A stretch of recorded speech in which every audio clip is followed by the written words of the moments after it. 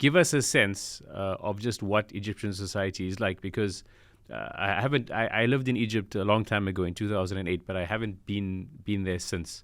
But I hear from people who go in all the time that there's parts of Cairo which are developed, are very nice. There's new cities springing up all over the place. There's these big mega projects. Yet all the economic indicators show the Egyptian pound is basically worthless.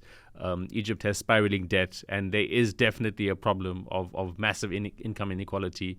Unemployment is rising, and the poor seem to be taking a very big hit. So what is that like? And then the second part, and you don't have to answer it now, you can come back to it. But the second thing I want to understand is just compared to Mubarak at its height in terms of media suppression, in terms of people being arrested, forced disappearances. How different is this to that? Now, when the counter-revolution started in 2013, Sisi was promising Egyptians a very rosy future, economic prosperity, and was making all of these promises and wild slogans, at the time. But what happened in the ensuing years was catastrophic for most Egyptians. And the economic situation in the country is one of the main reasons, if not the main reason, that the regime started losing legitimacy since the first devaluation of the Egyptian pound around the year 2016. Poverty statistics in Egypt, which used to be published annually, the government stopped publishing them in 2020. I mean, if this isn't an enough anecdote to explain how bad the situation is, I mean, there's nothing really more that I can say. They stopped publishing the poverty stats in the country. The the US dollar appreciated versus the Egyptian pound by more than 400% since the first devaluation in 2016. The external debt of the country went up from 40 billion roughly when Sisi took office to over 150 billion as we stand today. Anyone who is able to leave the country at this point is leaving. Are there people who are having it good in the country at this point? I would say, of course, there is. I mean, we are 100 million people. Those who are benefiting from the current policies are definitely the senior brass in the military, the senior security officials in the police, the senior officials in the intelligence apparatus, section of the judiciary, of the prosecutors, of top diplomats, and some businessmen who partner with the military in their projects. But the overwhelming majority of Egyptians at this point, they are languishing. One anecdote I can give you, Ashraf, is that spend some time on Facebook searching for those groups that sell used stuff in Egypt. You will find like increasing numbers of upper middle class Egyptians who are selling their furniture, who are selling their tablecloth, they are selling, their jewelry. Everyone is trying to raise cash at this point. Our health sector has collapsed more or less, and Egyptian doctors are fleeing out of the country. Education in Egypt, I mean, at this point, they are spending roughly from 1.5 to only 1.7% of the government expenditure. It's nothing. Now, where is all of this money that Sisi is getting from abroad, going? They are being spent on white elephant projects, like the one that he's building in the new administrative capital, that has like the tallest tower in Africa, the biggest, I don't know, bridge and this and that. They are obsessed about getting into Guinness records at any expense. Egypt is among the world's top arms importers at this point also. And Sisi is using the arms purchases as a way of diplomacy, whereby I buy arms from you and you hush up about my human rights situation. He did this with France, with Germany, and with many other countries. So definitely, I mean, at this point, we are in a severe economic situation, and I don't think that there is any escape out of it.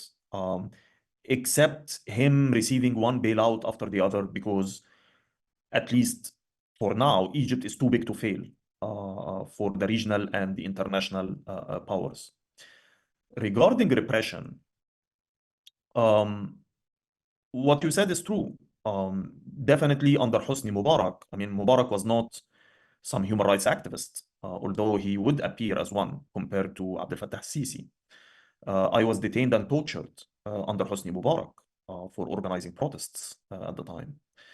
Um, Tens of thousands of other Egyptian activists passed through Hosni Mubarak's torture dungeons. And it wasn't just activists. Police brutality in Egypt became so endemic that most of its victims on the eve of the revolution, they were not even political of any kind. Torture was being used by the police as a standard practice for social control in a fashion that very much resembles a colonial occupation power at the end of the day.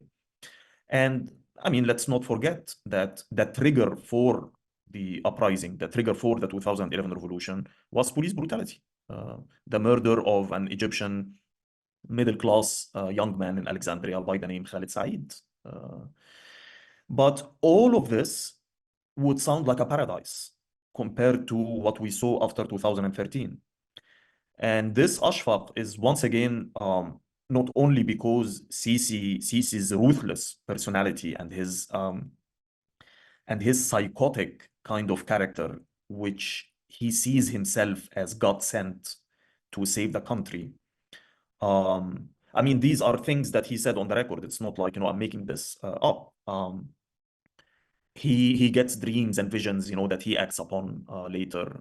He believes that, he is some form of a messiah that got sent to save the country. He believes that he talks with God and God, speaks back to him.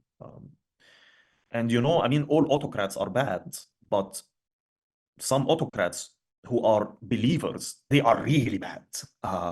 It's one thing, when you are Hosni Mubarak and you know that you're an autocrat and you know that you're a thief and you know that you're corrupt, but you're just there trying to make a living, basically. There's a difference between that and someone who believes that he is some sort of a prophet, like Sisi. These psychotic autocrats are usually much more dangerous, and they don't give up power, I mean, easily at all. And history is full of those bloody rulers. But the repression is not only because of his character. It's because of the nature of the regime. Hosni Mubarak used to manage dissent. Before sending in his security forces to squash dissidents, before sending in his state security police to arrest and kidnap and torture the opposition, there was like a constellation, there was a big network of civil society and political institutions that Hosni Mubarak used to outsource policing of society to. And they would act as a buffer between society and the state before Mubarak was forced to send in his troops. So, I mean, let me give you an example. If atrocities are flaring in Palestine and Mubarak knows this will ignite anger in society and there will be protests and riots, he had the Muslim Brotherhood. Even when Mubarak hated the brothers, he could count on them to organize protests that will not leave the university campuses, that will not leave the professional syndicate headquarters, that will not leave the mosques, that will not chant against Hosni Mubarak, that will not clash with the police. And in a way, these protests would diffuse the anger and the militancy in society before sending in the troops to squash a protest.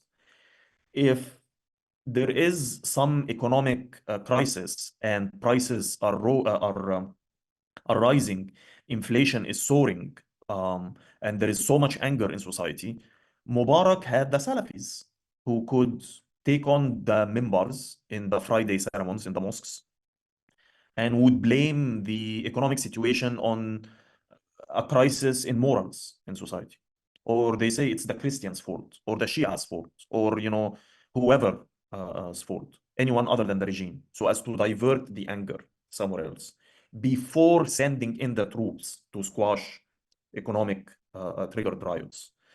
I can go on and giving examples like this, I mean, forever, but these are the kind of institutions that shielded the regime of Hosni Mubarak and gave him a lifeline for 3 decades. But it is that exact formula that Sisi and the generals blamed for the revolution. A revolution does not bring the old order because the old order has failed. Instead, the counter-revolutionaries, they try to avoid the mistakes of the past.